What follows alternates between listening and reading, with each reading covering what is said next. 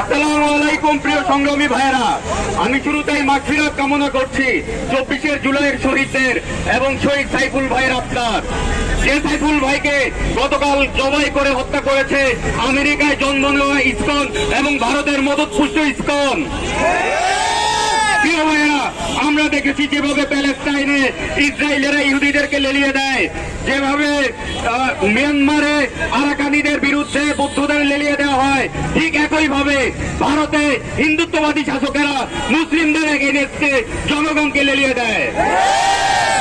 তাছাড়া আমরা দেখেছি ভারত পিলখানায় 57 জন সেনা অফিসার হত্যা এবং পানি আগ্রাসনের মতো একের পর এক আগ্রাসন চালিয়ে যাচ্ছে।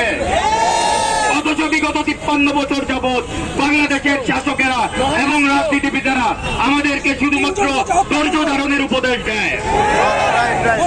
প্রিয় সংগ্রামী ভাইরা, জুলাইয়ের গণ অভ্যুত্থানে আমরা দেখেছি আমাদের একটা স্পিরিট ছিল ভারতের আগ্রাসন মুক্ত বাংলাদেশ। সেই ভারতের আগ্রাসন মুক্ত বাংলাদেশ যদি বর্তমান সরকার এনশিওর করতে না পারে, তাহলে সেটা হবে জুলাইয়ের শহীদ এবং সাইফুল ভাই রক্তের সাথে বেইমানি।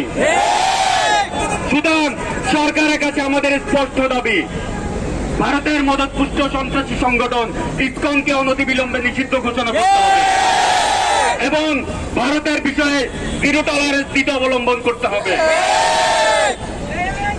এবং এটাই হচ্ছে ছাত্র জনতার অবস্থান। এই অবস্থানের বিপরীতে কোন রাজনীতি মেনে নেওয়া হবে না, হবে না, হবে না। এই পর্যায়ে কথা বলার জন্য অনুরোধ করছি এইখান সাহাদিকে, বিশিষ্ট ছাত্র নেতা এইখান সাহাদি।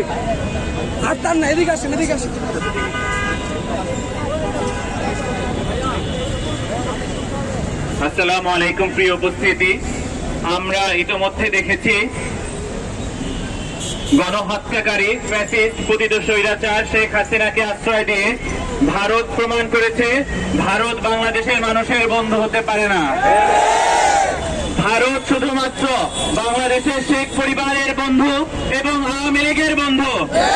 আমরা ভারতকে বন্ধু রাষ্ট্র হিসেবে কখনো মানি না। আমরা জানি 2009 সালের 25শে ফেব্রুয়ারি পিলখানাতে যে হত্যাকাণ্ড হয়েছে এর নীল নকশা বাস্তবায়ন করেছে ভারত। 2013 সালের 5ই মে শাপলা চত্বরে আমার ভাইদের, হেফাজতে ইসলামের ভাইদের উপরে যে নৃশংস হত্যাযজ্ঞ চালানো হয়েছে এর মাস্টার মাইন্ড ছিল ভারত। 2021 সালের মোদী বিরোধী আন্দোলনে আমাদের ভাইদের রক্তে রাজপথ রঞ্জিত হয়েছে, এই নীল নকশা বাস্তবায়নকারী দেশ ছিল ভারত। আমরা দেখেছি 24 সালের জুলাই বিপ্লবে গণহত্যার নীল নকশা বাস্তবায়ন করেছে ভারত। সুতরাং আমরা বলতে পারি বাংলাদেশের জনগণের বন্ধু কখনোই ভারত হতে পারে না।